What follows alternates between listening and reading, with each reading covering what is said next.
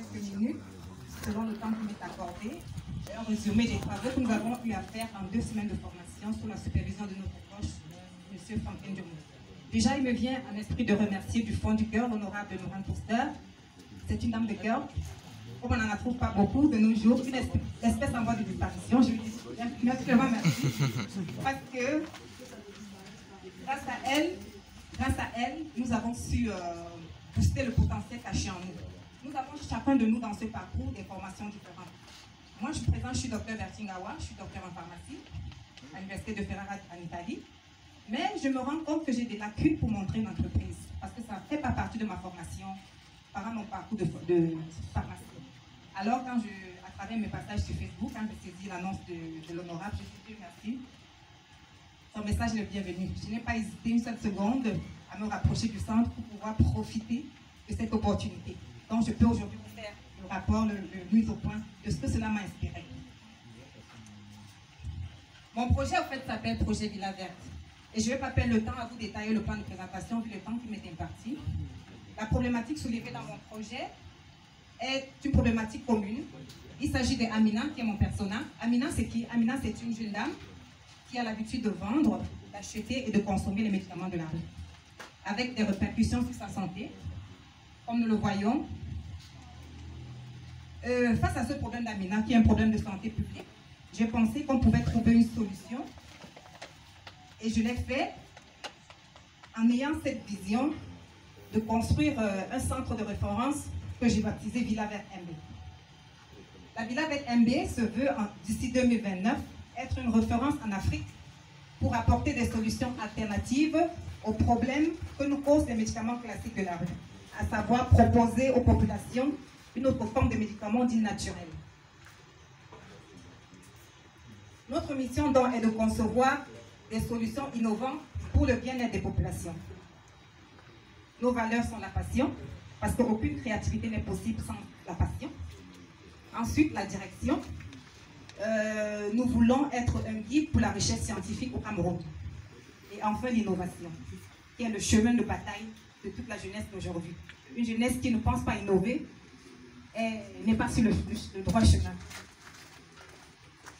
Comme proposition de valeur, nous pensons innover en créant des espaces verts avec des espaces verts à caractère thérapeutique. Ça, c'est nouveau.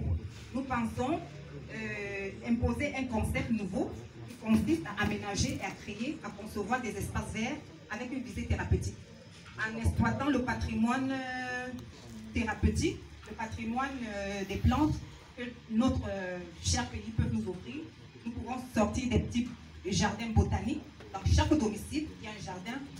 Et ces plantes auront des activités thérapeutiques dans la concession sur les individus clients et sur tout le monde. Ça, c'est un peu le projet. Et comme business model, pour ne pas entrer dans les détails, nous avons d'abord, nous aurons besoin des partenaires, des web concepteurs et des web programmateurs. Nous aurons besoin des partenaires logistiques. Nous aurons besoin des distributeurs locaux et internationaux.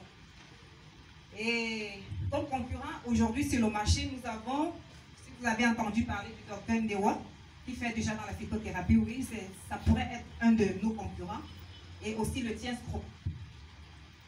Et enfin, comme revenu, un projet aussi vaste demande beaucoup de réflexion sur le flux de revenus. Comment est-ce que nous allons faire pour avoir de l'argent pour financer notre projet? Nous avons pensé que cela était possible en développant déjà au sein de la structure, en concevant déjà nos propres médicaments et en reportant les recettes sur les ventes de ces médicaments. Nous avons pensé aussi qu'il fallait mettre sur pied des nouvelles techniques de thérapie dites alternatives. Parce que ce n'est pas devant toute maladie qu'il faut prendre des médicaments. Il y a des maladies qui demandent la prévention, il y a des maladies qui demandent le traitement, et il y a des maladies qui demandent la projection. Sur le plan de la formation, nous pensons aussi encadrer toutes les populations désireuses par des programmes de coaching et de formation sur le bien-être. Et enfin, nous voulons produire des livres et des gadgets qui auront trait à la santé pour informer la population à une large échelle. Les parts de marché actuelles par les médicaments conventionnels et les médicaments non conventionnels sont à peu près à 100%. Et dans ces 100%, nous avons, selon des études qui ont été faites, bon, je n'ai pas les preuves justes, mais je me permets de vous dire qu'actuellement, nous avons 60% des marchés occupés par la médecine traditionnelle, par les médicaments dits naturels. Et nous comptons d'ici 2029 bousculer la donne pour atteindre les 95% de ce pourcentage.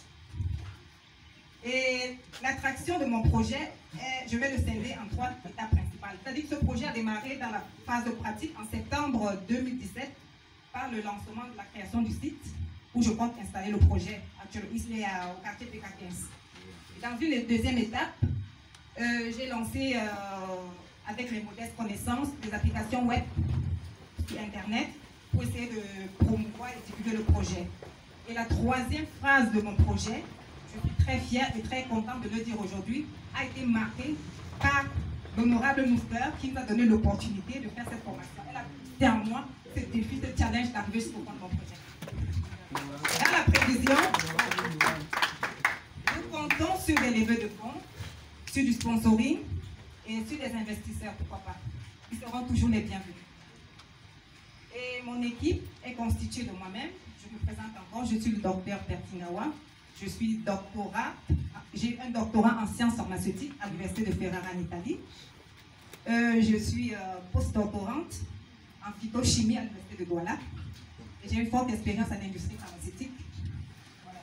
Et avec mon collaborateur fidèle pour le moment, qui est un étudiant, un jeune génie informaticien, qui essaie de nous former dans tous les concepts de web marketing designer.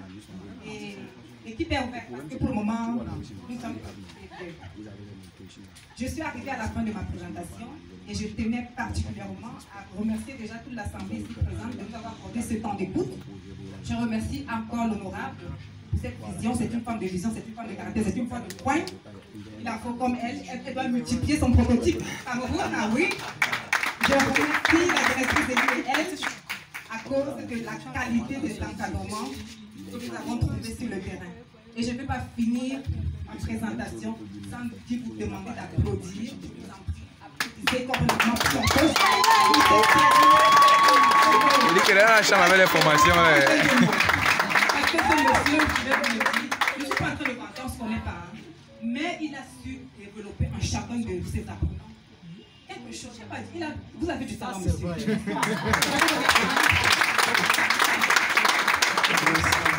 Merci beaucoup.